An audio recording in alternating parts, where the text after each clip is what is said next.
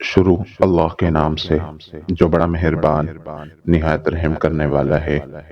آج کی حدیث، رسول اللہ صلی اللہ علیہ وسلم نے ایک انصاری خاتون سے پوچھا کہ تو ہمارے ساتھ حج کیوں نہیں کرتی؟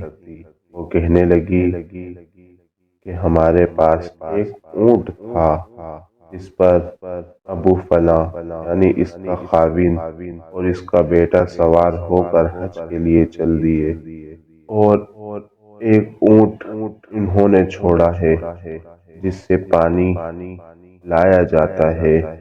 آپ صلی اللہ علیہ وسلم نے فرمایا کہ اچھا، جب رمضان آئے تو عمرہ کر لینا، کیونکہ رمضان کا عمرہ ایک حج کے برابر ہوتا ہے، یا اس جیسی کوئی بات آپ صلی اللہ علیہ وسلم نے فرمائی۔ صحیح بخاری، حدیث نمبر 1782۔